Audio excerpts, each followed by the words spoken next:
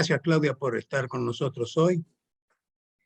Creo que todos los que estamos participando en este encuentro hemos tenido noticias con frecuencia acerca de la preocupante decadencia de la educación que están recibiendo quienes sean en el futuro los ciudadanos de nuestra república. Noticias sobre el nivel de deserción de alumnos que llega a un 50%, según la buena información, en el nivel secundario, sumado a que de los que egresan, cerca de la mitad no comprenden la lectura de textos y fracasan en las pruebas de matemáticas. No obstante eso, estimo que reducimos la dimensión del problema si aspiramos a que nuestros futuros ciudadanos solo tengan una adecuada formación, conformándonos con que solo sepan leer y escribir. También debe apuntar a la formación de ciudadanía, a la valoración de las instituciones y de la República, a entender que a la democracia la cuidamos y construimos todos y todos los días si la protegemos contra la corrupción, y a nuestros compatriotas también los protegemos de la inseguridad y del hambre. Es necesario considerar desde mi punto de vista que cuando posamos nuestra vista sobre lo que está pasando y la educación que estamos impartiendo, no podemos ignorar que estamos formando jóvenes que se van a enfrentar con la incertidumbre sobre el futuro de la democracia en América Latina. La crisis de representatividad que hoy afecta a los partidos políticos, la influencia que han adquirido en los comportamientos individuales las redes sociales y la contribución que ellas realizan en el manejo de la información y de la desinformación, sumando al control que llevan a cabo de nuestras conductas y de nuestra libertad, a partir de la penetración que realizan sobre nuestra intimidad a través de los medios que tienen a su alcance: internet, computadoras, teléfonos celulares. Hoy nos honra Claudia Romero, nuestra invitada de hoy. Nos va a hablar de la relación profunda que liga la educación con el... Y luego de la exposición quedará abierto el espacio para que podamos formular preguntas a través de nuestro Agostino. Claudia Romero, muy conocida, es profesora e investigadora en el área de educación de la Universidad Torcuata Di Tella, en Argentina. Además, es coordinadora nacional de la Red Iberoamericana de Investigación sobre Cambio y Educación y Eficiencia, numerosos artículos académicos y una decena de libros sobre el tema, entre ellos la colección Ser Director de 2019 y Hacer de una escuela una buena escuela. Tiene un doctorado en educación de la Universidad y recientemente recibió la condecoración de las Palmas Académicas en el grado de Chevalier por el gobierno de Francia. Claudia, de nuevo, muchas gracias por tu presencia y te escuchamos. Bueno, buenas tardes. Muchísimas gracias por esta invitación. Es un honor compartir con ustedes. En nombre del doctor Horacio Jaunarena, les agradezco a todos. Y bueno, la propuesta de esta tarde, espero que mi garganta acompañe, es conversar unos minutos con ustedes, hacer un breve desarrollo de algunas ideas que yo vengo pensando, para luego, por supuesto, abrir el intercambio, porque veo entre los presentes a distinguidos amigos, colegas, con quien me va a interesar mucho hablar sobre este tema. Esta disertación tiene un título que ya dice bastante, me parece, acerca de algunos postulados.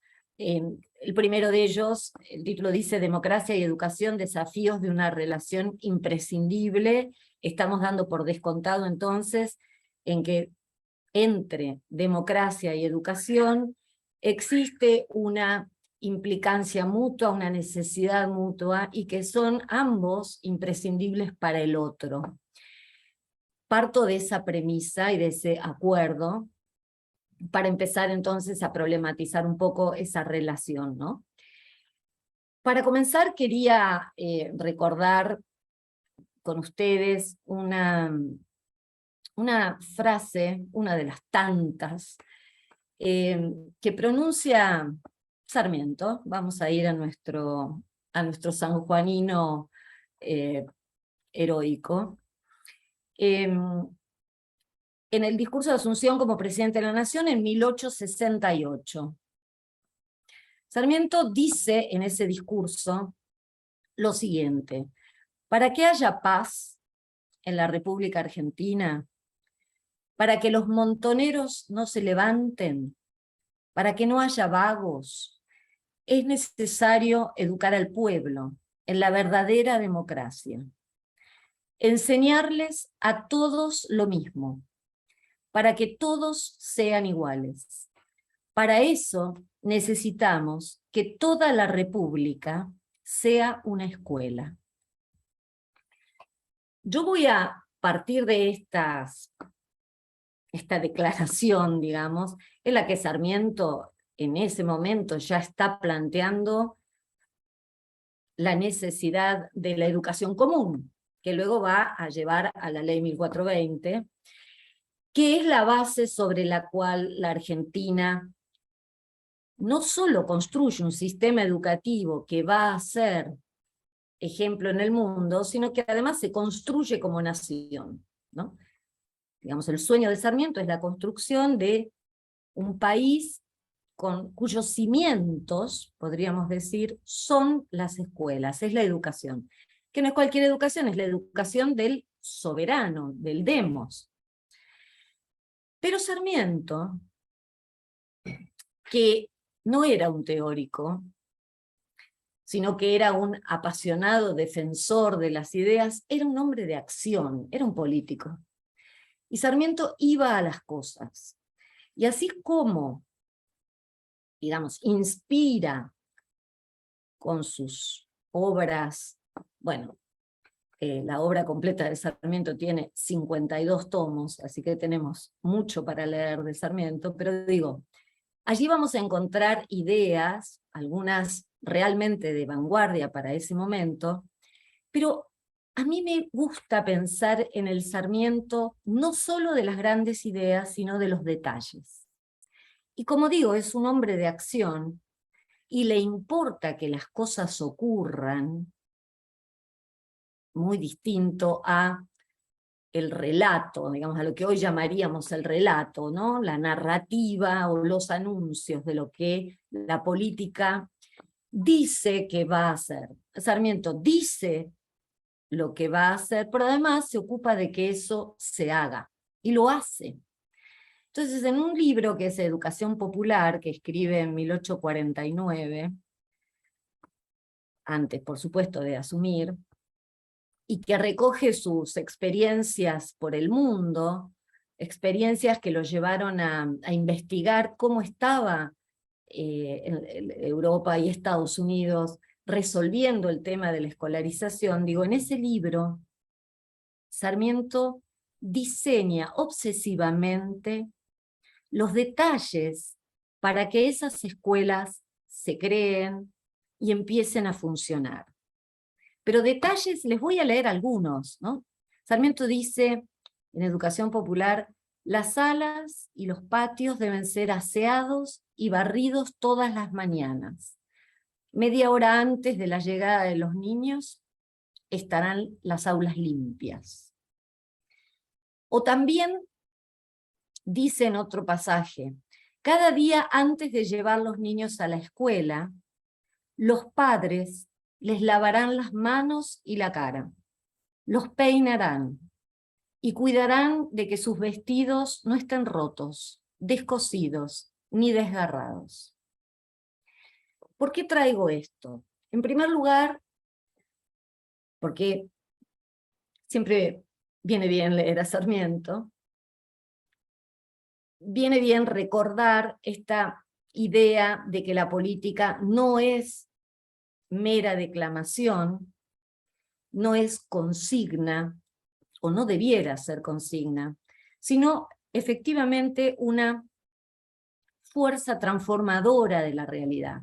Y para que eso ocurra, para que las cosas sucedan, se requiere una obsesión por los detalles.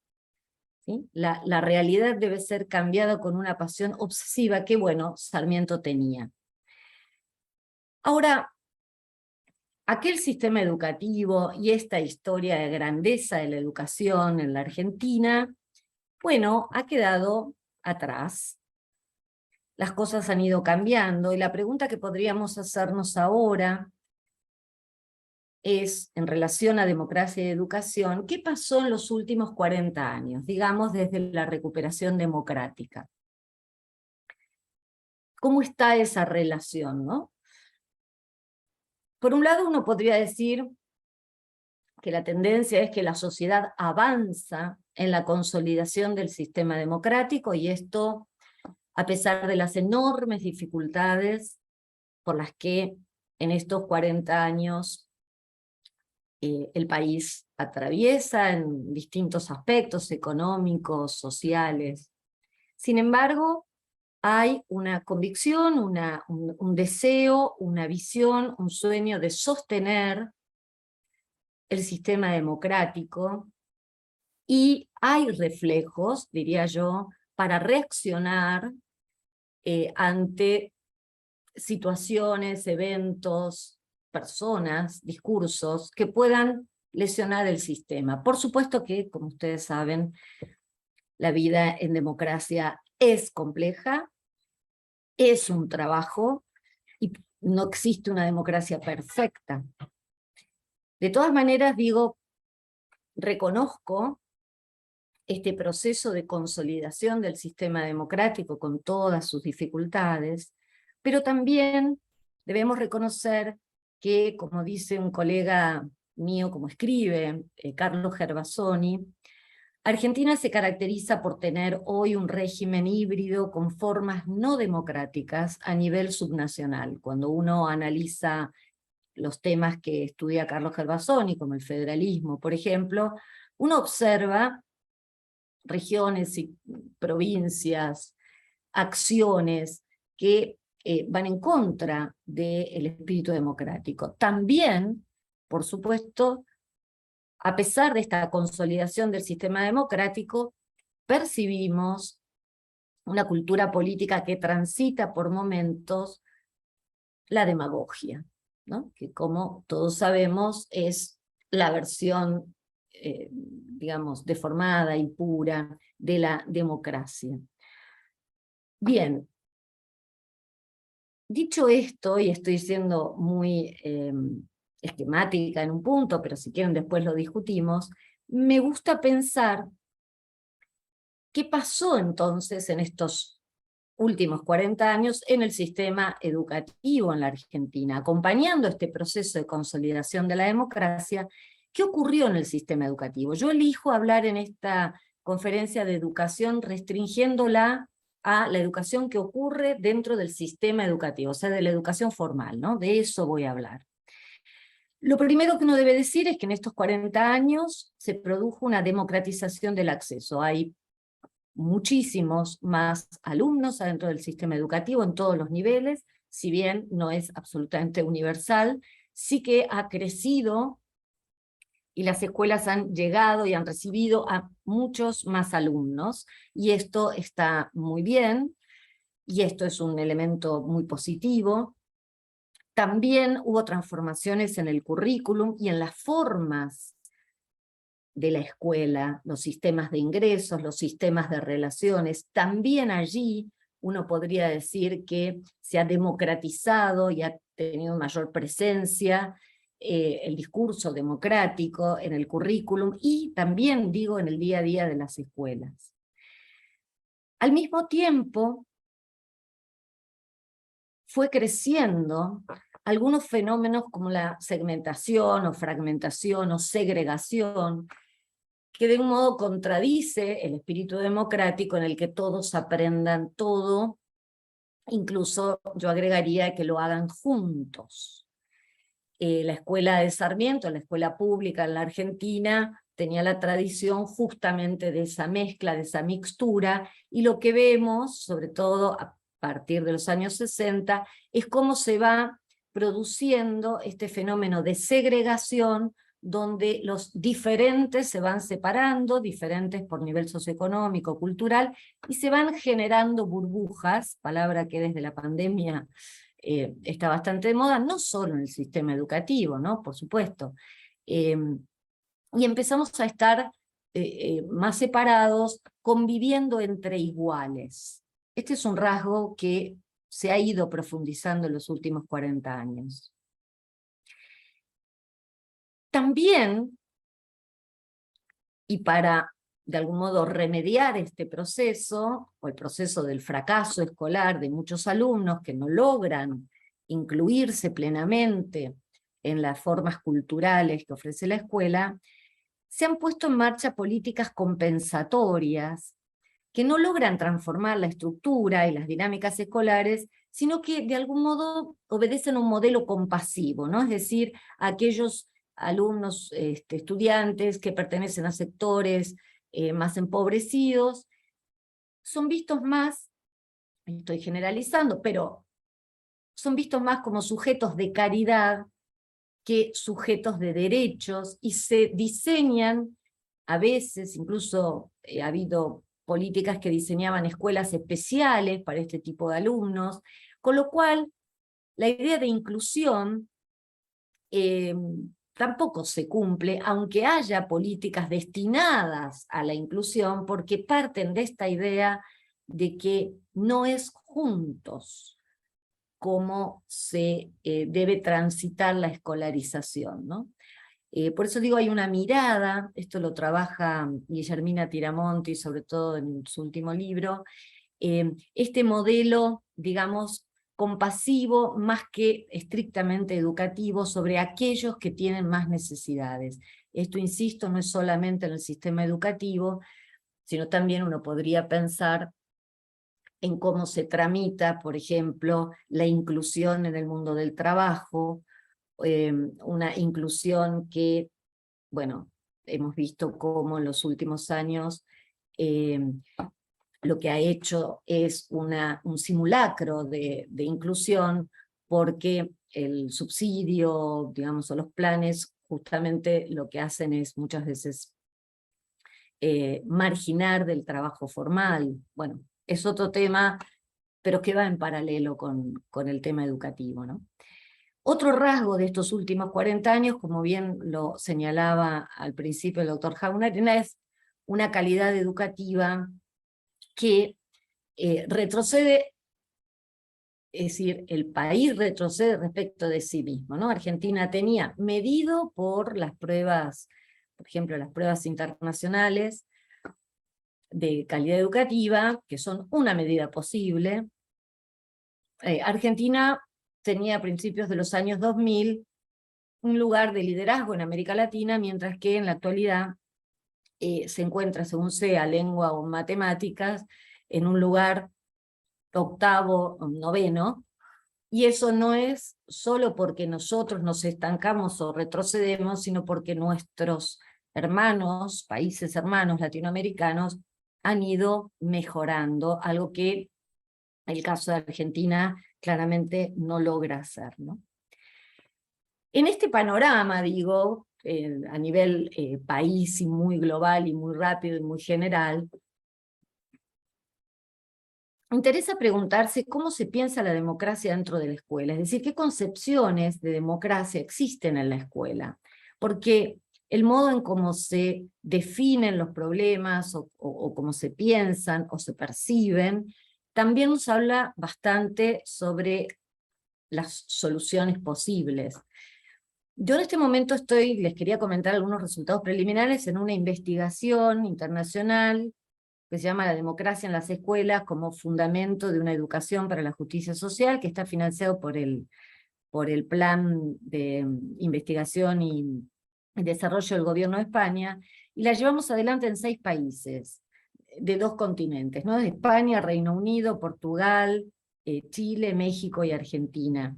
En el caso de Argentina, yo estoy liderando la investigación en el país. Llevamos hechas 96 entrevistas a alumnos docentes de escuelas, alumnos docentes y directivos de escuelas de nivel socioeconómico favorecidos y otras de niveles desfavorables. Y lo que estamos encontrando es que prevalece, cuando le preguntamos qué es la democracia para vos, lo que encontramos es una significativa prevalencia de una concepción formal de la democracia, ¿no? La democracia es una forma de gobierno.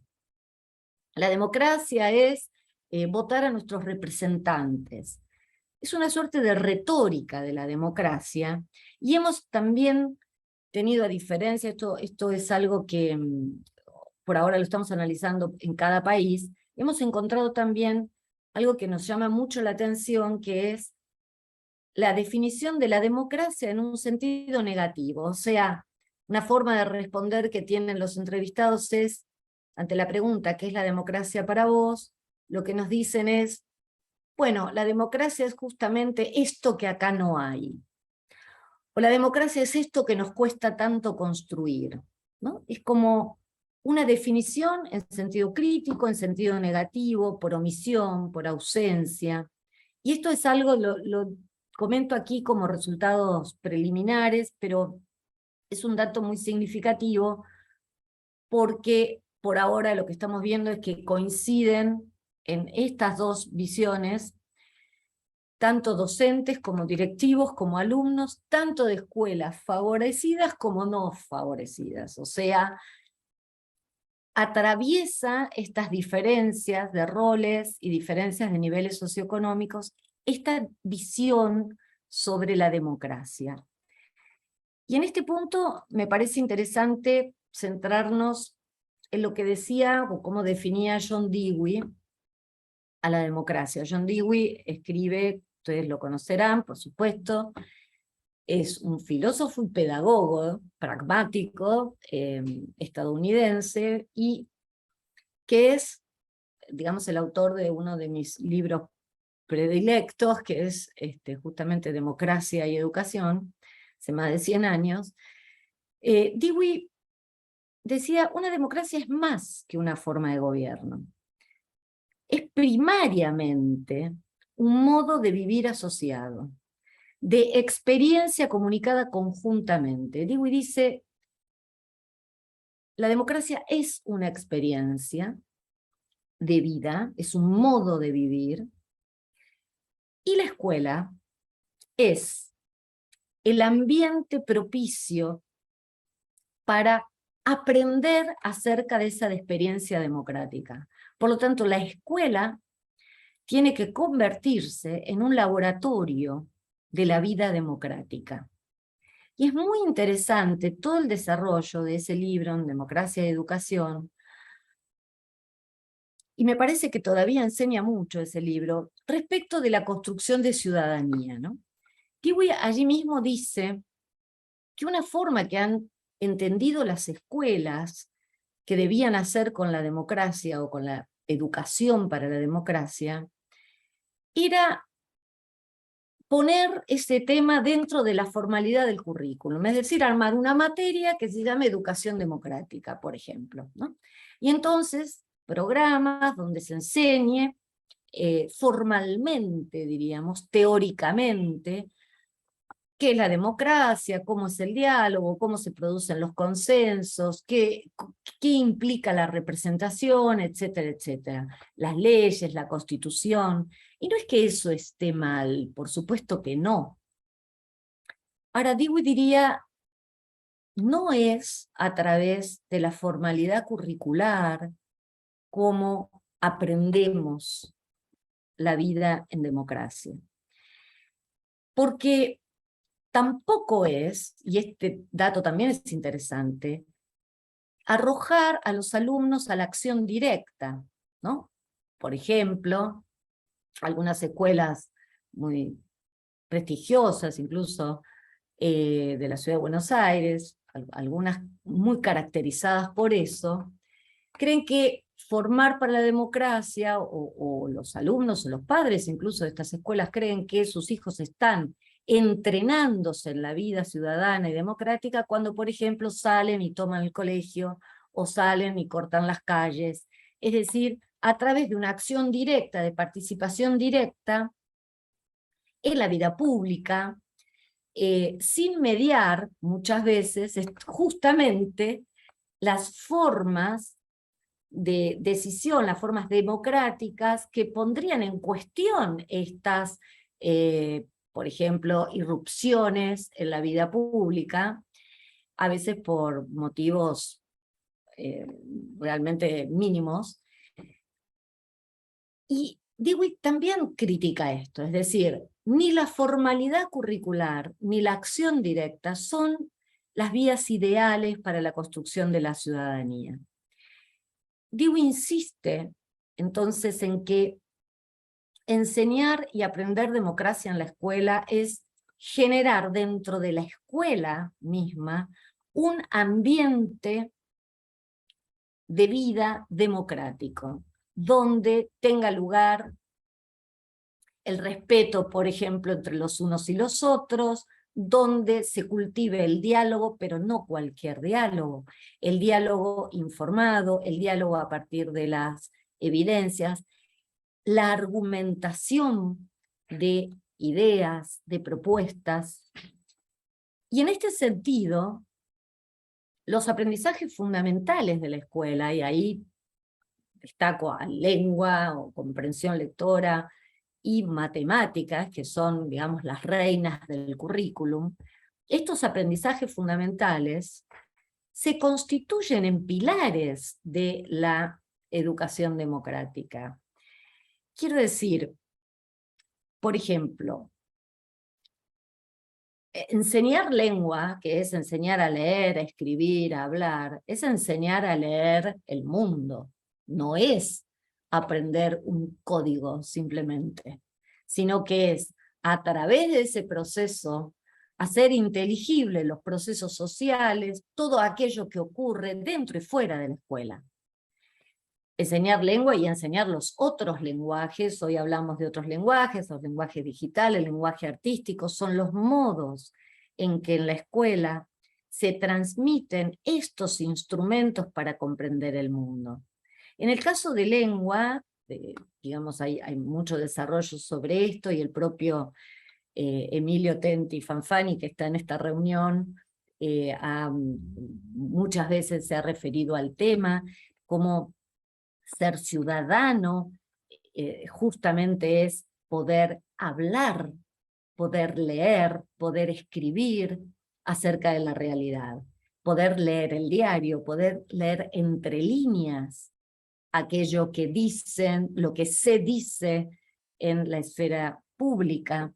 Es decir, es una competencia extremadamente compleja y nunca se termina de aprender. Digo, el gran trabajo de los sistemas escolares es todo el tiempo estar enseñando a leer el mundo cada vez mejor, de manera más inteligente. Ahora, una disciplina que junto con lengua es también de las disciplinas fundamentales e instrumentales del sistema educativo es la matemática. Y allí a veces cuesta más identificar cuál es la relación entre aprender matemáticas y educarse para la democracia. Y me quiero detener en este punto. Yo postularía esta tarde, para pensar junto con ustedes, que puesto que matemáticas es el área en el que los alumnos argentinos aprenden menos, es decir, es de todas las disciplinas en las evaluaciones nacionales e internacionales en la que peor estamos, hay ahí una dificultad enorme en enseñar y en aprender matemática, y por eso me quiero detener justamente en el valor del aprendizaje de las matemáticas. Y yo diría que es un aprendizaje fundamental para la democracia, y voy a fundamentarlo ahora de la siguiente manera.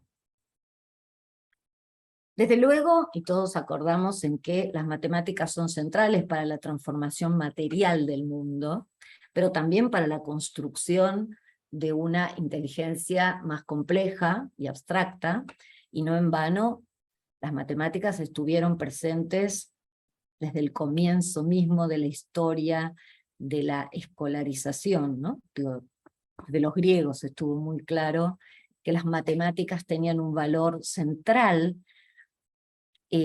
para poder pensar fundamentalmente no solo operar, sino transformar la realidad. Yo me quiero detener en las matemáticas por un caudal formidable que traen las matemáticas de lo que un autor, Philip Jackson, llama las enseñanzas implícitas. Es decir, lo que se aprende cuando se aprende matemáticas. Quien aprende matemáticas, yo voy a señalar al menos 3 cosas. Quien aprende matemáticas aprende primero a construir un pensamiento lógico basado en reglas compartidas y no en prejuicios. 2. Aprende que los problemas complejos, y aún los más intrincados, pueden ir resolviéndose a partir de pequeños pasos, desarrollando paciencia y confianza. Y 3, para un mismo problema, pueden existir diversos caminos para su solución, y con eso se aprende a valorar distintos puntos de vista.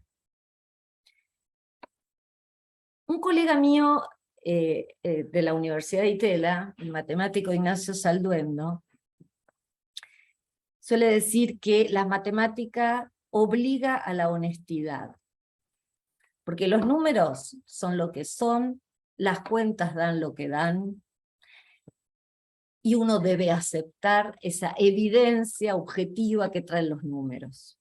Pero agrega algo más, que a mí me parece extraordinario, y dice, la matemática nos hace humildes, porque por muy inteligente que seamos, en algún momento, haciendo matemáticas, sentimos los límites de nuestra propia inteligencia.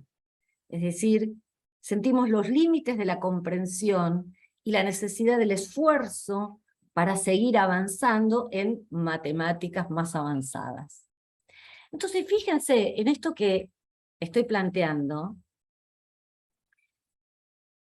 los formidables aprendizajes que trae la matemática, como si fuera un caballo de Troya metido adentro de la escuela, para la democracia. Pensamiento lógico, reglas compartidas,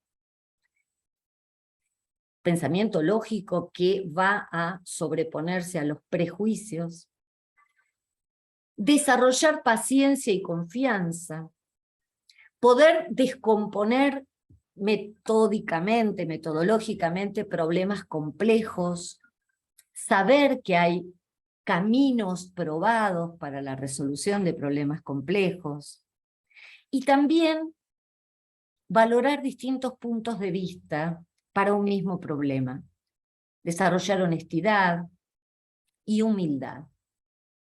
Ese conjunto de aprendizajes vienen de la mano de aprender matemáticas, de aprender bien matemáticas, de tener buenos maestros en matemáticas. Por lo tanto, yo reivindicaría esta tarde estas herramientas instrumentales básicas, ¿no? Por ahí uno dice, bueno, es poco pedirle a la escuela que enseñe a leer, escribir y matemáticas. Depende.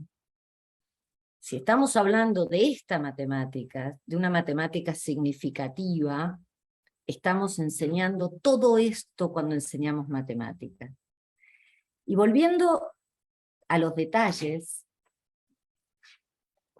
para ir cerrando, volviendo a los detalles que obsesionaban a Sarmiento, voy a contarles una muy breve anécdota, que más que una anécdota es una lección que aprendí hace unos años, cuando visitaba escuelas en el norte de Italia, escuelas públicas en la zona de Reggio Emilia.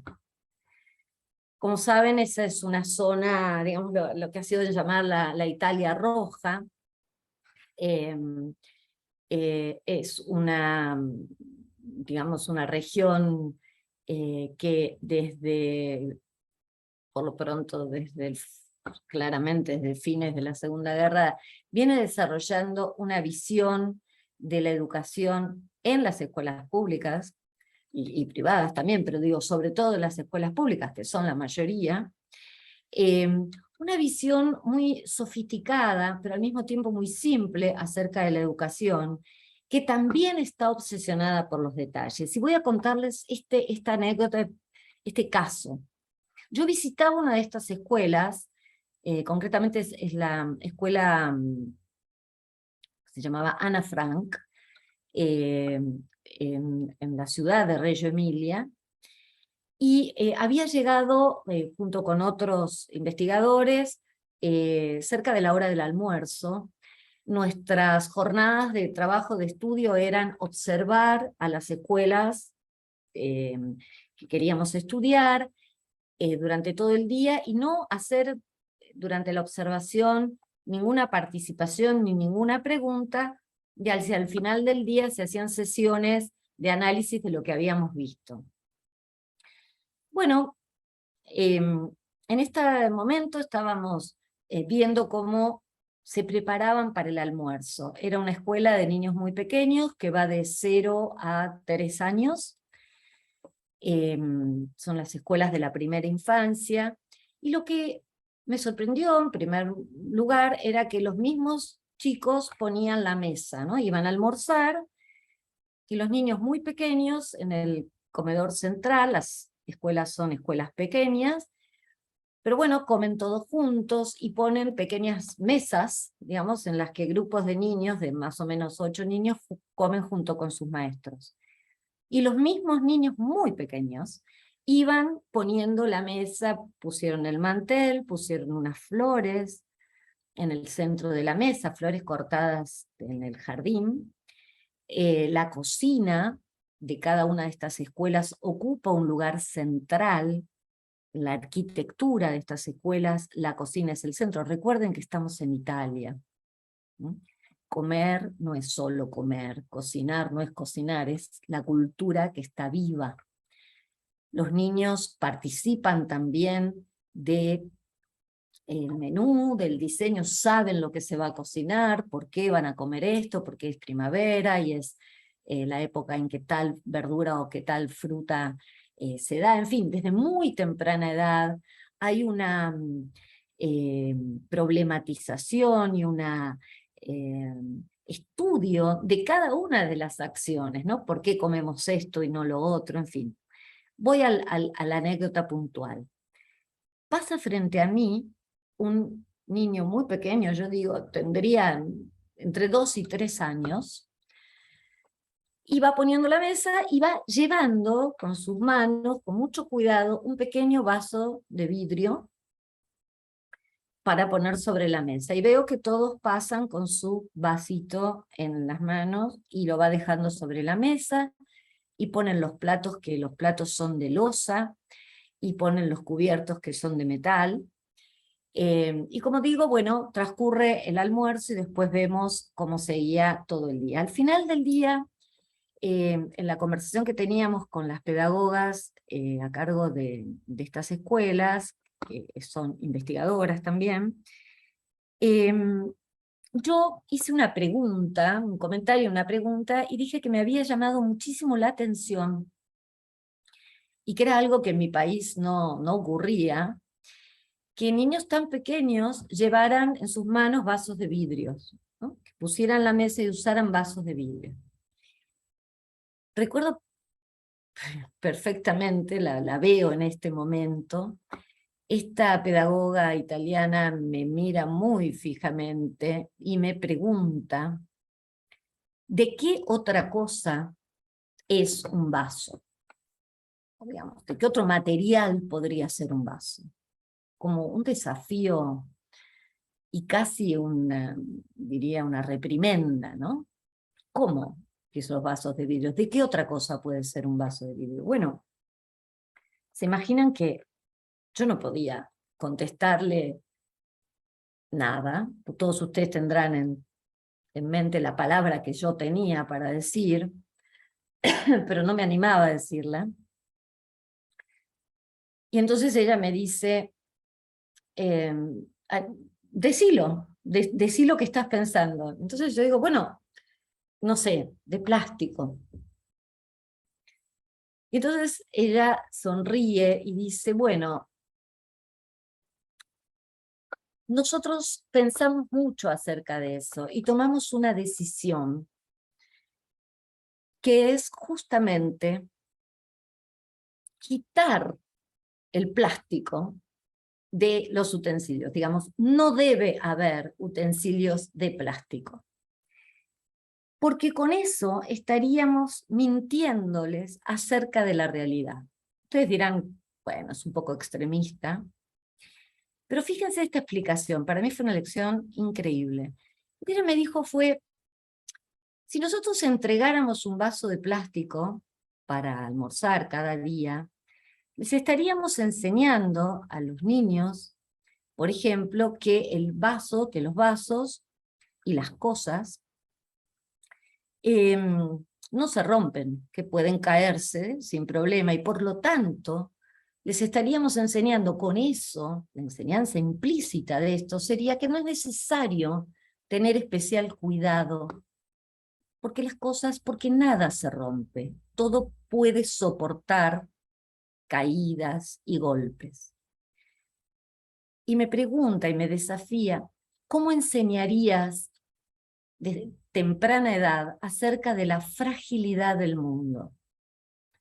¿Cómo enseñarías acerca de la fragilidad de las relaciones entre las personas? ¿Cómo enseñarías la capacidad de autonomía, incluso de empoderamiento que siente un niño cuando uno le entrega algo frágil, junto con la confianza de que él va a poder cuidarlo, sostenerlo? ¿Cómo enseñaríamos eso si no fuera, por ejemplo, a través de un vaso de vidrio? Con un pequeño vaso de vidrio, en ese vaso de vidrio, estamos enseñando este enorme conjunto de valores, de enseñanzas, de contenidos, que no deben ser, y sobre todo a tan poca edad, no deben ser un contenido explícito. No voy a darle una clase sobre que las relaciones entre las personas son vínculos que deben, afectivos, que deben cuidarse, que pueden romperse, que las cosas, que el mundo, que la tierra también son frágiles, que la vida es frágil y requiere de nuestro cuidado, y que ellos son capaces de cuidarlo. Todo eso no tiene sentido explicarlo en una clase. Hay que vivirlo. Y hay que vivirlo en estos pequeños detalles. Es entonces, y con esto cierro, y con este ejemplo cierro, a través de estos muy pequeños detalles, y por supuesto también de las grandes ideas, cómo se va construyendo un ambiente en el que los niños y los jóvenes comienzan a ser protagonistas y a vivir estos valores que queremos pasarles. Este valor de la autonomía, este valor de cuidado por el otro, este valor y esta atención a la fragilidad que tienen todo lo que nos rodea, ¿no? Y cómo el desarrollo de esta capacidad de cuidado de sí mismo, de cuidado del otro, de cuidado de los objetos, puede comenzar desde la hora cero en las escuelas. Yo lo aprendí viéndolo, y a partir de ese momento no hago más que buscar, desarrollar justamente todos estos conocimientos implícitos que un docente con una sensibilidad muy desarrollada tiene que poder llevar adelante en cada una de las escuelas. El desafío, entonces, es poder construir escuelas poderosas, no solo en las grandes ideas, poderosas en los detalles escuelas que sean mejores que la sociedad que las contiene. Como decía Dewey, laboratorios de la vida en democracia. Bueno, les puedo dejar, si quieren, algunas notas que escribí sobre esto, lo puedo poner en el chat, y si quieren, quedo aquí, atenta al diálogo con ustedes. Bueno, muy bien. ¿Alguno de los miembros del instituto, del público que está en la sala, quiere formular alguna pregunta? En el chat no tengo preguntas.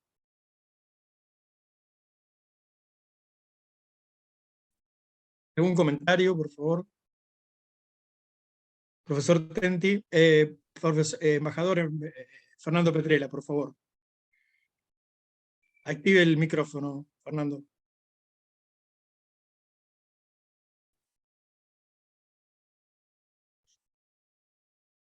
Ahí está. Ahí está. Bueno, primero felicitar al doctor Jaunarena por esta reunión y felicitar a Claudio Romero por su extraordinaria y concentrada exposición. Sí, yo escuché especialmente porque es un aspecto de mi formación que siempre requiere actualización. O sea que ahora el punto que yo veo aplicado a la Argentina es cuál es la base, las bases ideológicas, cuáles aquellas cosas sobre las que no podemos dudar, y a veces en la educación pública argentina uno ve que, usted lo ha dicho, doctora, esas cosas no se dan. En mi último cargo diplomático fui director del Instituto del Servicio Exterior, y cuando venían visitantes extranjeros los quería llevar al Nacional Buenos Aires, que yo visitaba primero. Y yo quería visitar los baños de los alumnos.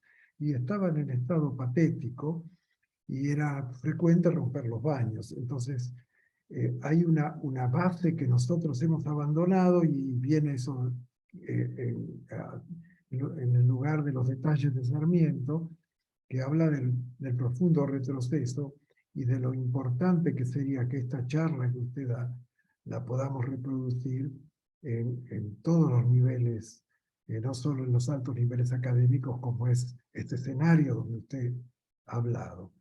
Así que yo le hago este comentario con extrema humildad, le agradezco infinitamente, para mí ha sido muy útil, pero me parece que en lo nuestro lo que estamos fundamentalmente fallando es en los valores que estamos transmitiendo a los alumnos, no solo necesariamente de las escuelas públicas, sino también a veces de las escuelas privadas, donde, y digo entre comillas, el ser progre es una necesidad de supervivencia.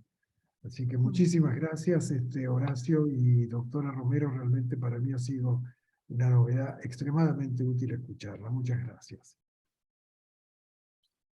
Sí. ¿Algún comentario más o una pregunta? Sí, Jorge Sigal, por favor. Después, Emilio Tenti. Bueno, también gracias, Claudia Romero. Muy interesante el punto de partida de un tema que tengo la sensación que está en todas las agendas, pero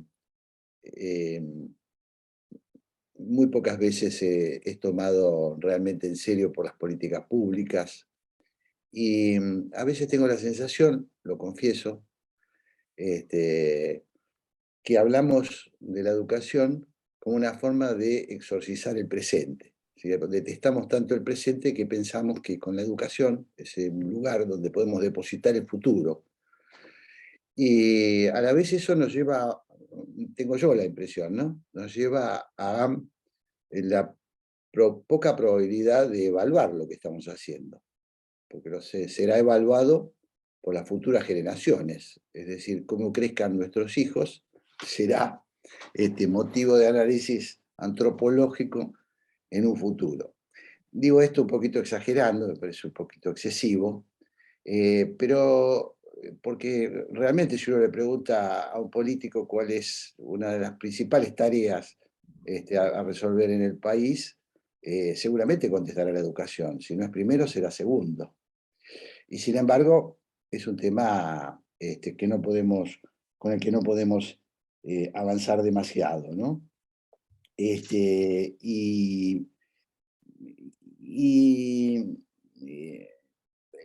Como consecuencia de esto, o como causa de esto, digo, y ahí sí que lo dejo como interrogante, ¿cómo se puede pensar en el futuro en un país que vive en presente continuo, ¿no?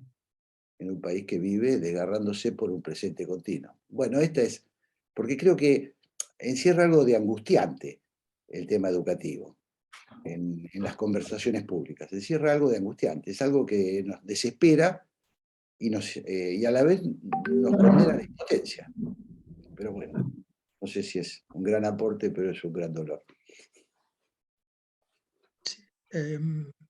Profesor Tenti Fanfalani, por favor. Sí, lo primero, agradecer a Horacio esta invitación y a la amiga Claudia su hermosa exposición. La verdad que he tomado nota como para desarrollar alguna idea, así que te agradezco mucho, Claudia. La importancia de las pequeñas cosas, la educación en las pequeñas cosas, no solamente en la escuela, incluso en la familia, digamos, ¿no? En esas pequeñas cosas que hacemos los padres o no hacemos los padres, tienen consecuencias mucho más grandes, digamos, que los programas, los contenidos explícitos. Pero yo simplemente para poner un poquito de más leña al fuego, digamos, voy a enfatizar cosas que tú has dicho. Yo creo que hay tres grandes... La pregunta que tendríamos que hacer es, ¿qué contribución puede hacer la escuela para fortalecer nuestras débiles democracias, digamos así? Ya alguien, no sé si lo dijo, Horacio lo dijo, ¿no? Las democracias están en crisis en todo el mundo. Entonces, un poco para bajar los decibeles, y creo que Jorge decía que muchas veces se espera demasiado de la escuela. Se espera todo de la escuela. Ahora que estamos en periodo preelectoral, ustedes van a ver que la mayoría de los políticos dicen que para ellos la educación es central en lo más importante de su programa. Y repiten lo que dijo un viejo líder, viejo, no tan viejo, que es Tony Blair, un líder socialdemócrata inglés, que una vez le preguntaron en una campaña cuáles son los principales ejes de su propuesta programática, y él dijo: yo tengo tres cosas que proponerle a los ingleses. ¿Cuáles son esas tres cosas? Education, education and education. Bueno, y esta idea de que todo se resuelve con la educación, que el crecimiento económico se resuelve con la educación, que las injusticias sociales se resuelven con el problema del empleo, hasta los accidentes de tránsito se resuelven con la educación, porque la escuela tiene que enseñar las reglas del tránsito. Las enfermedades también, porque hay que enseñar a comer bien a la gente. No hay la delincuencia, la criminalidad, todo, la corrupción también, porque hay corrupción, y porque, qué sé yo, formamos universitarios, abogados, contadores que no tienen criterios morales, ética profesional y contribuyen con la evasión. O sea, la educación resolvería todos los problemas. Ni tanto ni tampoco. Esto halaga a los que formamos parte de este ancho mundo de la educación. No nos olvidemos que hay 1 millón de docentes en la Argentina. Y esos 1 millón de docentes votan ellos, sus maridos, sus esposas, sus hijos mayores, sus cuñados. O sea, que es una gran cantera electoral, digamos así. Entonces, esta cosa de decir que la educación resuelve todo. Entonces, yo digo, hay que aprender a usar el verbo contribuir. ¿Cómo puede contribuir la educación a fortalecer las capacidades laborales, creativas de las nuevas generaciones para insertarse en el mundo del trabajo, etcétera, etcétera? Entonces, la pregunta mía, ¿cómo puede contribuir al fortalecimiento de la democracia? Yo creo, bueno, habría que hacer bueno, ya se insinuó, ya lo dijo Horacio, las democracias están en crisis. Y yo creo que la crisis es crisis de representación. Las democracias suponen el gobierno a través de los representantes. Para poder actuar colectivamente necesitamos resolver el problema de la representación en el doble sentido de la expresión. Necesitamos crear representación en el sentido de discursos, imágenes, relatos acerca de lo que es la sociedad, de cuáles son los problemas de la sociedad, y también representación como mecanismo de delegación. Cuando un grupo de individuos tiene una serie de problemas comunes, ya sean los habitantes de un consorcio, de un condominio, de un obrero de una fábrica, habitantes de un territorio, y tienen que actuar colectivamente, no tienen más remedio que resolver el problema de las representaciones. Hay que crear un discurso, el discurso feminista, el discurso territorial, el discurso de la cuyanidad, qué sé yo, digo, el discurso de la ruralidad, y al mismo tiempo tenemos que organizarnos y elegir representante. ¿Y cuál es la función del representante? El representante habla en nombre de los demás. Por lo tanto, una de las cualidades principales que tienen que tener los que ejercen la función de representación es la capacidad de ponerle forma a pensamientos, ideas, necesidades, pasiones, intereses, sueños, ambiciones. Poder decir esas cosas que uno, ¿han visto cuando uno dice, bueno, este dice, yo tengo la punta de la lengua, no lo puedo decir, este dice lo que yo pienso, él me representa. Esto es muy importante. O sea que si la escuela es capaz de desarrollar de forma más igualitaria esta poderosa capacidad de ponerle forma a nuestros pensamientos, repito, deseos, necesidades, etcétera, etcétera, ensancha las bases de la democracia. O por lo menos puede contribuir a achicar la distancia que hay entre los representantes y los representados, especialmente en los sectores populares. Muchos sectores populares, especialmente estos sectores populares contemporáneos, que no son las clases trabajadoras del primer capitalismo, son los excluidos, los villeros, los que no comparten las 8 horas en la fábrica con los mismos problemas, etcétera, etcétera. Esta gente está desprovista, desposeída incluso de la capacidad de expresión, y tiene que recurrir a representantes que son de afuera, que son universitarios de buena voluntad, son curas, son monjas, hay gente como nosotros que va y se erige y se constituye en representante de los pobres, y habla en nombre de los pobres, etcétera, etcétera. Y estos pobres o representados muchas veces no tienen ni siquiera la capacidad de poder controlar lo que sus representantes dicen y hacen, porque no tienen el capital expresivo, lingüístico, cultural, como para poder controlar lo que hace su representante. La distancia entre los representantes y los representados se vuelve abismal, cosa que no sucede tanto en los sectores de la burguesía culta, ilustrada. Esa distancia existe. Como decía Raymond Aron, dice, un patrón, cuando se convierte en representante de los patrones, no deja de ser patrón, no deja de ser empresario. En cambio, cuando un obrero deja de ser obrero y se convierte en representante de la clase obrera, deja de ser obrero.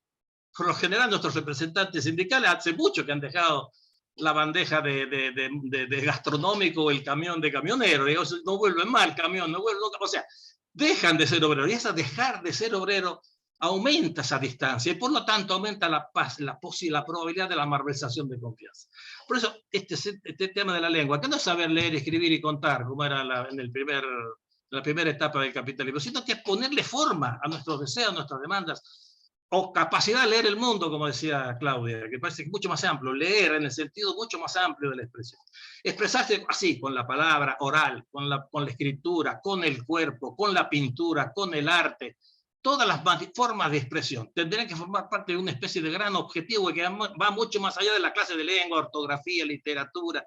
¿Se entiende? El lenguaje como medio de expresión, no como objeto de estudio. Hay que limitar un poco todo esto del estructuralismo lingüístico que se ha metido en la escuela. Agarrar, descomponer la frase, el modificador directo. Teoría lingüística para chicos de educación básica. No, usar el lenguaje como herramienta, no como objeto de estudio, que los lingüistas lo estudian en la facultad del lenguaje.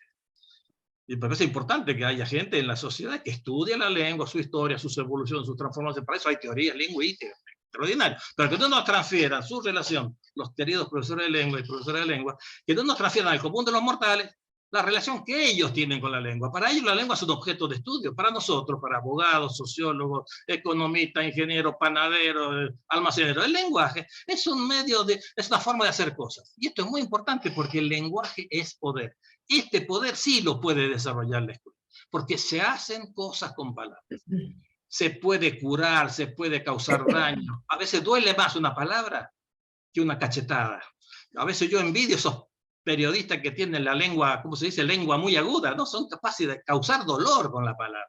Con la palabra se puede curar, se puede engañar, se puede enamorar, se puede vender, se hacen muchas cosas con palabras. Y este es un poder que la escuela sí, efectivamente, lo puede desarrollar de forma equitativa. Bueno, la segunda cuestión, la segunda contribución que puede hacer la escuela es lo que decía Dewey, que la escuela, los chicos tengan experiencias de vida democrática. Y aquí, discúlpenme la autorreferencialidad, pero ellos saben dónde entendí la democracia cuando llegué a la facultad. Primer año de la facultad, organizamos un movimiento estudiantil. Y ahí supe lo que era ser constituyente. Si vamos a actuar colectivamente, necesitamos reglas, tenemos que elaborar un estatuto. Y fui constituyente. Después me di cuenta de eso. Yo fui constituyente porque contribuí a definir esas reglas. Tuve que aprender lo que es la mayoría y la minoría, a pedir la palabra en un consejo cuando hay que participar colectivamente, hay que ordenar del uso de la palabra, a organizar elecciones, a armar programas políticos. O sea, yo la viví, ahí aprendí más que en los cursos de educación democrática. La escuela debe proveer desde la más tierna infancia experiencia de vida democrática. Hay experiencia incluso en América Latina, en zonas rurales como Colombia. Los chicos eligen en las escuelas al director de biblioteca, y el director de biblioteca dura 6 meses en el cargo.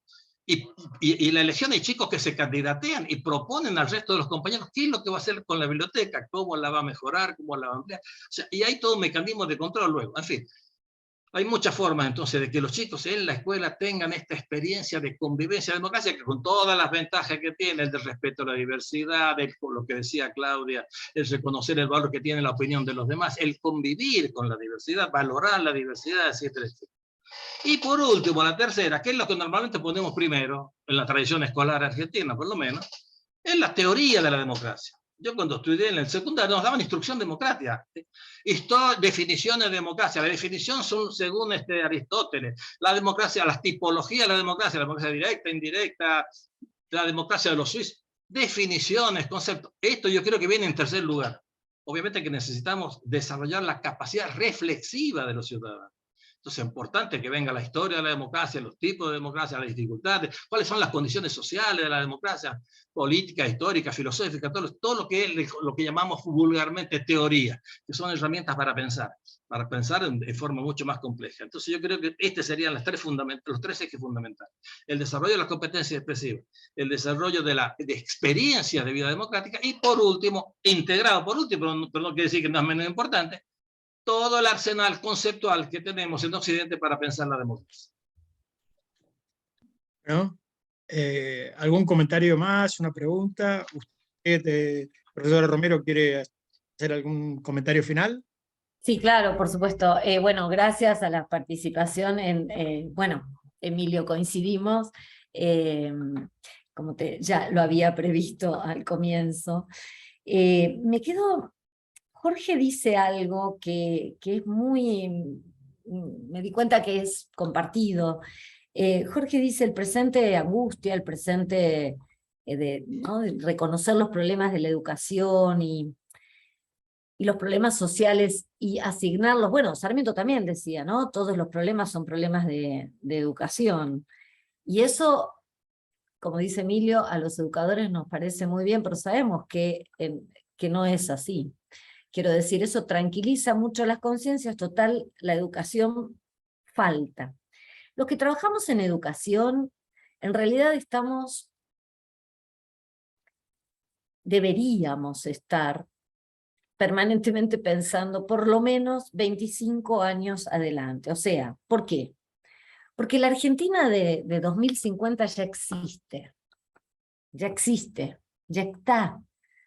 Es decir, ese futuro, en realidad, en un punto no es tal, porque hoy la fuerza de trabajo, el próximo presidente, los próximos ministros, los médicos que nos van a atender, ya existen, ya están todos, ¿sí? Están sentados en alguna aula de alguna escuela argentina, queremos creer. Digamos, todo indicaría que están allí. Es decir, esa Argentina no está en el futuro. Yo creo que el llamado más dramático que tenemos que hacer es a los políticos, pero a la sociedad en general, porque las escuelas son de las comunidades, no son de los ministros, ¿no?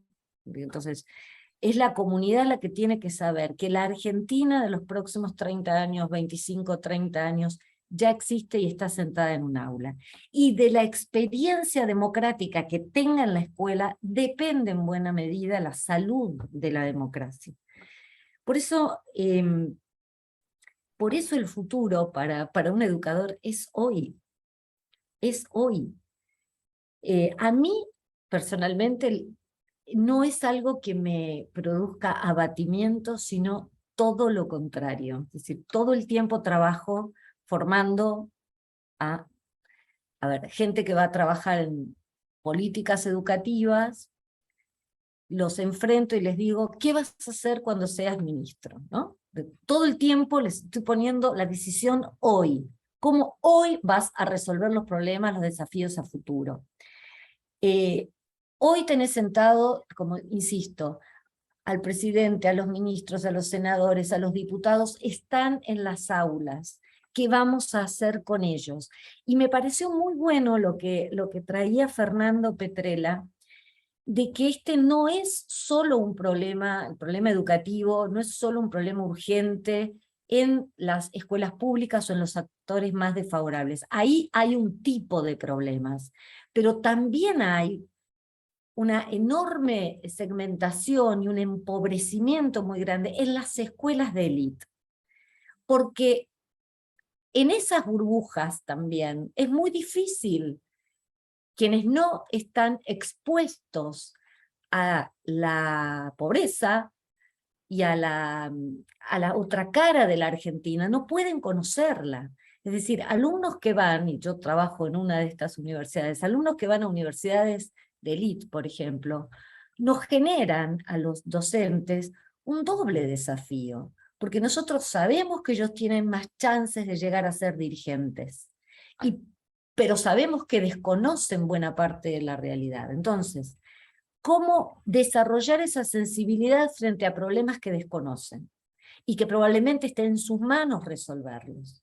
A mí, como insisto, Jorge, a mí me genera un entusiasmo y una urgencia y una pasión enorme trabajar en el presente. Yo estoy todo el tiempo pensando que mi presente es el 2050. O sea, yo todo el tiempo sé que estoy trabajando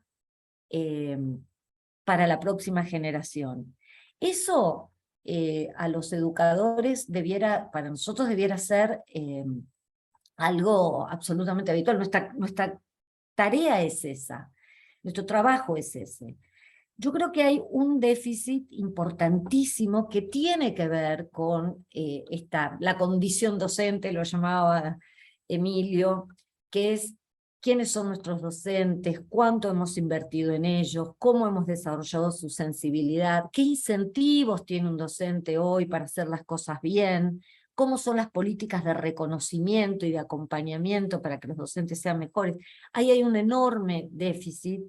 Y yo diría, hay otro en la política educativa, que es la ausencia de incentivos para la mejora. Los políticos, decíamos, se llenan la boca, y vamos a ver lo que va a ser el año que viene, el año electoral, en campañas, hablando de la importancia de la educación, ¿no?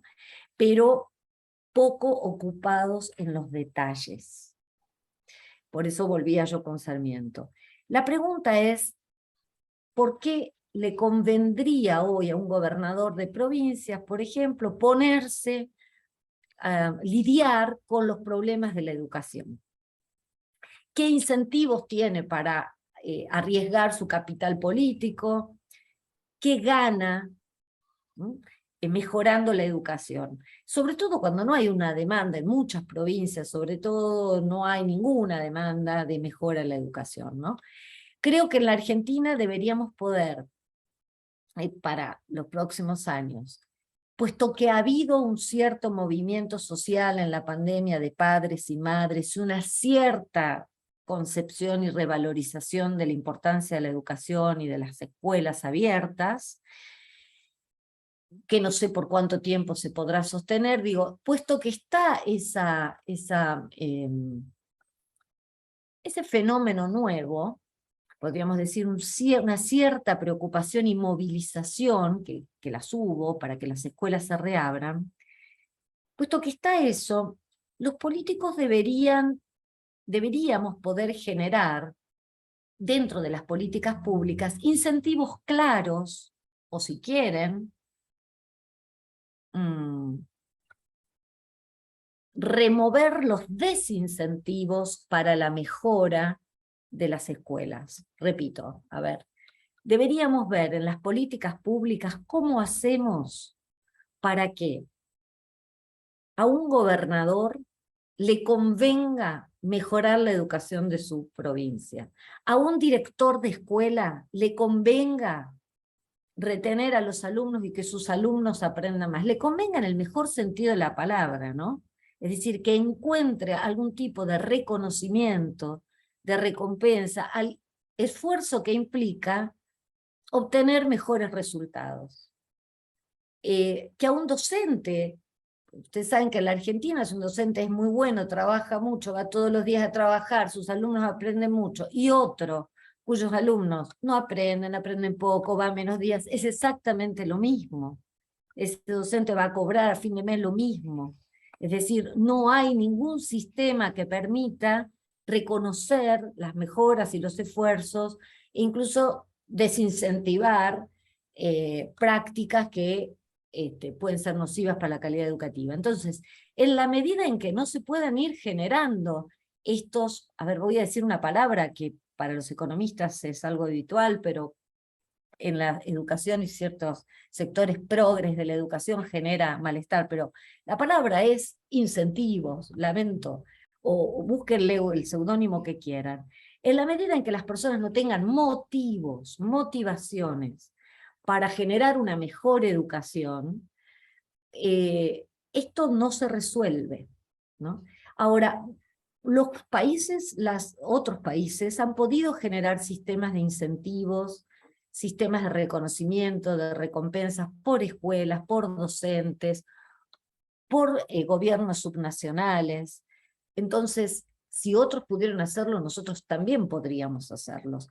Por supuesto, no estoy hablando de eficientismo, ¿eh? Cuando hablo de resultados, es resultados en términos complejos, no solo de que nos den bien las pruebas, no se trata solo de eso, sino de escuelas que contengan a los alumnos, que logren que los alumnos se reciban a tiempo, de docentes que asistan todos los días a clases, en fin, proteger el tiempo de enseñanza. Argentina dilapida los días sin clases, sin ninguna consecuencia. Digamos, da igual que una escuela haya garantizado todos los días de clase de una escuela que por lo que sea interrumpe las clases todo el tiempo. Y eso, a la larga, termina desincentivando el trabajo de los mejores. Entonces, me parece que nuestros docentes, y yo he escrito bastante sobre esto, nuestros docentes están en un sistema, en una carrera que es desprofesionalizante, atenta contra el deseo de mejorar. Nuestros salarios docentes son muy bajos en comparación, pero también la carrera no es desafiante. Entonces está pasando que cada vez el empobrecimiento cultural que van teniendo quienes están hoy dirigiendo al frente, ¿no?, de las aulas, no es algo que sea responsabilidad exclusiva de ellos, quiere decir, es el sistema que hemos sostenido e inventado para mejorar, para transferir, transmitir la información en las escuelas. Y la verdad es que la calidad docente es un punto crucial. Insisto, la calidad docente no es responsabilización del docente únicamente, es todo el sistema educativo debería, y vuelvo a Sarmiento en este punto, darse cuenta que es esa persona, es ese equipo de docentes los que finalmente hacen el día a día de la escuela, y los directores escolares, ¿no?, que son para mí verdaderos dirigentes sociales. Y en la Argentina no hay, lo que sí hay en otros países de América Latina, buenos programas de formación de esos líderes que son líderes comunitarios, los directores de escuelas, y sin embargo en Argentina son personajes invisibles. Por último, la escuela es un lugar de trabajo, y esto también tiene esa formación. Dewey decía, la escuela es este primer ambiente, el primer lugar al que un niño accede fuera de su familia, ¿no? Primer lugar social que no es la familia. Y por eso, sobre todo para generaciones que no han visto trabajar a sus padres y a su madre, ni a sus abuelos quizás, el primer lugar al que pueden exponerse a lo que significa trabajar es la escuela, siempre y cuando la escuela se constituya como un lugar de trabajo. Entonces, ese ambiente del que habla Dewey es un ambiente que debe ser democrático, por un lado, y que también tiene que poder plantearse como un lugar de trabajo. Muchos niños nunca vieron trabajar a nadie de su familia en la Argentina hoy. Entonces, ir a la escuela y que en la escuela se produzcan las rutinas propias de cualquier trabajo, que haya clases todos los días, que haya horarios que se cumplen. No solo los niños, que los niños vean a sus maestros trabajar todos los días, a sus directores asistir todos los días. Ver adultos trabajando es también una enseñanza implícita por el solo hecho de ir a la escuela, ¿sí? Ahora, no es lo que ocurre en muchas escuelas en la Argentina hoy, ¿sí? Es decir, donde el trabajo docente es un trabajo esporádico, digamos, intervenido por miles de circunstancias. No me refiero solamente a los paros, ¿no? Es decir, donde, bueno, en cualquier momento se interrumpe el trabajo escolar por motivos a veces nimios, y eso no parece tener ningún costo. Nosotros hoy en las escuelas, trabajando en las escuelas, estamos enseñando con nuestro trabajo qué es trabajar en una Argentina postrada en ese sentido. Postrada en el sentido de que no es que tenemos un problema de desempleo simplemente. Se ha ido debilitando muy fuertemente el valor del trabajo, pero también en qué consiste trabajar. Entonces, eso también forma parte de una democracia que pueda ser sostenible, es decir, es una sociedad que además pueda producir, ¿no? Económicamente, quiero decir, desarrollarse. Finalmente, de lo que estamos hablando es de educación, democracia y desarrollo. Horacio, Sí, no tengo más preguntas. sí, Petrella yo tengo, perdón, perdón, Fernando Petrella quiere hacer uso de la palabra. No, no, de la palabra es un exceso. Yo quisiera felicitar a Jorge Sigal y a Emilio Tenti y a la doctora Romero de nuevo por el aporte que me han hecho a mí. Y le quisiera hacer una pregunta a la doctora Romero, pero no para que me la conteste, sino para que la reflexione si puede. En la Facultad de Derecho de la Ciudad de Buenos Aires de la República Argentina, donde se estudia las obligaciones, las garantías constitucionales, etcétera, hace pocos días un gran político argentino, absolutamente intachable, quiso dar una conferencia. Y un grupo de alumnos se lo impidió de manera violenta, de manera persuasivamente muscular. Y hubo que hacer una serie de medidas para que este señor pueda dar su charla. El decano de la facultad guardó silencio y las autoridades nacionales de educación también. Yo la pregunta que le hago a usted, doctora, no para que me la conteste, es ¿qué hubiera dicho usted si usted hubiese sido la decana de una facultad que además funge de ser una de las mejores del mundo? Cosa que a mí me enorgullece porque estudié ahí, pero francamente me sorprende. Así que nada, con esto, doctor Jaunarena, le agradezco infinitamente. El gato que está acá en la mesa quiere que le demos de comer, así que yo voy a saludar a todos y despedirme. Y de nuevo agradecerle a usted, Claudia, y voy a tratar de escuchar su conferencia otra vez más, sobre todo esta última parte. Muchísimas gracias. Horacio. Bueno, perdón, yo no le voy a contestar, pero podemos me tener oye? esa charla en otro momento. Solamente recordemos creo que fue recordado en los últimos días a propósito de ese hecho, el episodio de Borges, ¿no? En la UBA, no sé si estuvieron al tanto cuando Borges, en los años bravos, está dando clases en la UBA y le dicen los muchachos, no sé, el centro estudiantes, que serían los años 70 y pico, le dicen, bueno, listo, no puedes seguir dando clases porque se cortó la luz, cortaron la luz para interrumpir las clases, y Borges, inmutable, quien pudiera, ¿no?, ser así, inmutable, le dice, he tomado la precaución de ser ciego. esperando este momento, con lo cual para mí la clase continúa.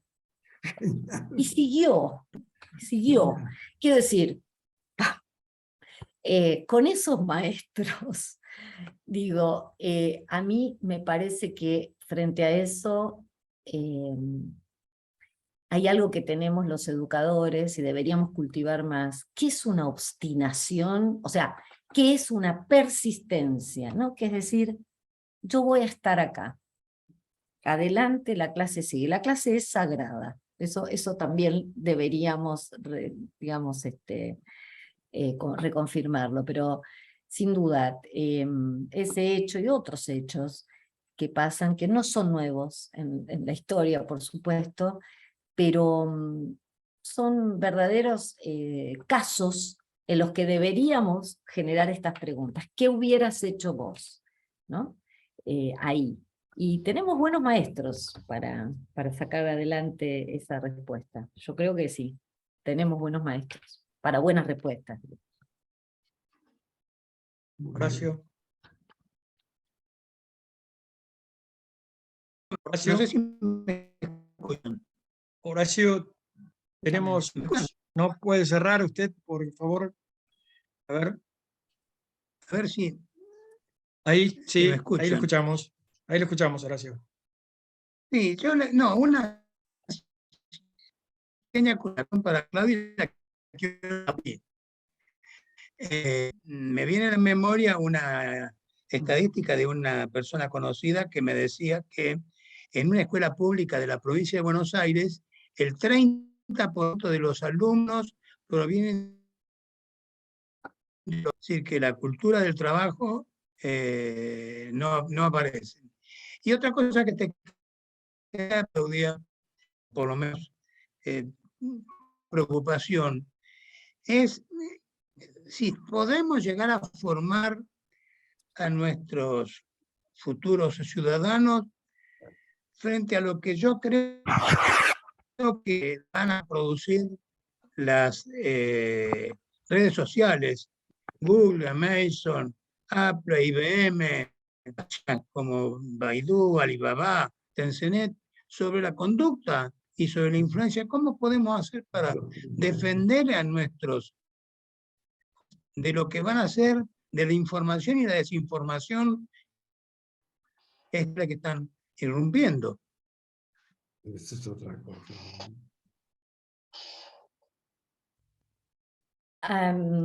Bueno, creo que ahí se abre un tema enorme. Creo que no es solamente los jóvenes, es decir, cómo vamos a vivir en un mundo más conectado, más pequeño en un sentido. Creo que lo primero, yo tengo frente a ese fenómeno, hay varias posiciones, ¿no? Durante la pandemia he visto también colegas incluso que tenían una actitud muy reactiva a que los alumnos, incluso cuando se hablaba de que no tenían conectividad y por lo tanto no podían seguir el contacto con la escuela, muchos alumnos dentro de lo que se llamaría, muchos docentes o pedagogos, mejor dicho, de lo que yo llamaría el cierto progresismo. Bueno, he escuchado decir cosas como, bueno, ellos que están a salvo del capitalismo, no sé cómo lo llamaban, del capitalismo, del cibercapitalismo, ¿no? Es decir, justificar la desconexión de miles y miles y miles de alumnos, porque en Argentina no hay internet, digamos, solo el 40% tiene internet fijo, en fin, justificar esos niveles de desigualdad diciendo, bueno, están a salvo del capitalismo de datos, así era, el capitalismo de datos. A ver, yo creo que en este punto no debemos ser ingenuos de lo que implica, por un lado, el negocio, por un lado, este tema del famoso algoritmo que nos invade y nos conduce las decisiones. Todo esto, digamos, no debemos combatirlo con posiciones ingenuas. A mí no me gustan las teorías conspirativas de pensar que estas empresas fueron creadas para espiarnos en nuestras vidas. No creo que, por lo menos en mi caso, les interese tanto mi vida privada y personal. no creo que nadie esté detrás de eso, pero sí veo que efectivamente la escuela está bastante al margen de ciertos usos y costumbres que los alumnos ya traen cuando llegan a la escuela, sobre todo en las escuelas secundarias, ¿no? Son usuarios muchas veces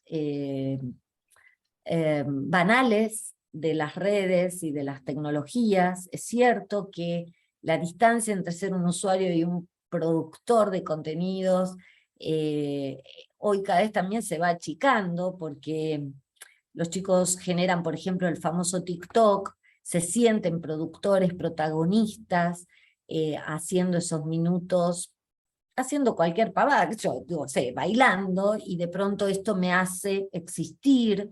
Hay una búsqueda de aparecer, de reconocimiento, y yo creo que en parte la escuela ha abandonado esas prácticas. La escuela abandonó también por un falso progresismo esta idea del reconocimiento a ciertas cualidades sobresalientes o a ciertas conductas sobresalientes de algunos alumnos. Ha dejado de acompañar eso, y el reconocimiento se busca, como digo, en las redes, ¿no? La ilusión de existir, de ser otro, de tener un lugar en el que uno es mirado. En fin, hay muchos trabajos que problematizan el gran desarrollo de las redes, no solo para la escuela, también para la política. La política ha hecho un muy buen uso, o está haciendo un uso muy coherente con sus objetivos. Lo que no parece quedar muy claro es cuáles serían los objetivos de la escuela en relación a las tecnologías. Y más bien se han dejado como invadir muchas veces por ellos, o simplemente desconocerlas. Yo creo que después de la pandemia este tema se resignificó. No sé cuánto durará. Tengo ahí muchas dudas, porque se hablaba del acercamiento del sistema educativo, de las escuelas, de la educación a las tecnologías, y a mí me parece, por lo que he visto, que en la mayoría de los casos se trató de un acercamiento de conveniencia, de un matrimonio de conveniencia. Es decir, los docentes apelaron a la tecnología porque tenían que resolver el contacto con los alumnos, pero vuelta a la presencialidad, por ahí es muy probable que se restauren formas escolares que no incluyen para nada la tecnología. Y la verdad es que es muy cierto lo que plantea Horacio, que hay ahí todo otro mundo, es decir, una otra corteza cerebral que la escuela tiene que poder abordar, al menos problematizándola, y también en aquellos aspectos que se pueda usándola para su beneficio. Yo le digo a veces a mis alumnos, hoy un niño, por ejemplo, el otro día, un grupo de niños pequeños, no sé, tendrían 8 o 10 años, estaban mirando una película, y pequeños, y de primaria, y un documental, no sé, y decían, porque los delfines son mamíferos, en un momento. Entonces, uno de los chicos dice, no, mamífero es la vaca, el perro. Entonces, él te dice, yo estaba ahí y pregunté, no, pero dijo que el delfín era mamífero. No, no, los delfines son peces. Los peces no son mamíferos. Y se generó esa discusión. Entonces, digo, ¿cómo averiguamos esto? Porque acá hay un problema. Dice que es mamífero, pero no tiene 4 patas ni forma de mamífero. Bueno, los problematicé un poco a ver qué pasaba. Ninguno, ni se les ocurrió a ninguno decir, voy a preguntarle a mi maestro. Mañana cuando vaya a la escuela le voy a preguntar a mi maestro. A ninguno, no existe como referente el maestro para ese tipo de información, ¿no? Lo que hicieron, ¿qué fue? Un clic en Google, y en los 2 minutos tenían la explicación de por qué un mamífero, un delfín es mamífero, ¿cómo? Y nada, y vieron en 2 minutos el nacimiento de un delfín. Digamos, esa respuesta fue resuelta de manera inmediata, con una calidad, digamos, como digamos, accedieron a un video, en fin, que no podría a lo mejor haberla resuelto de una manera más eficiente un docente. Ahora, no sabemos qué página vieron, digamos, si era de calidad, si era cierto, si no. Lo que sí es que era mucho más instantáneo y estaba incorporado como el lugar a donde acudir cuando uno quiere información, ¿no? Información. La escuela en eso, quiero decir, esa carrera de estar disponible para dar información, ese monopolio, si quieren, que tuvo en algún momento como agente principal de acceso a la información, ha perdido esa carrera, no está para eso ya, diríamos, en la mayoría de los casos. Sí, para problematizar eso, para generar usuarios inteligentes, y también, uno diría, para hacerles preguntas, para aprender a manejarlo mejor, pero de ningún modo desconocerlo.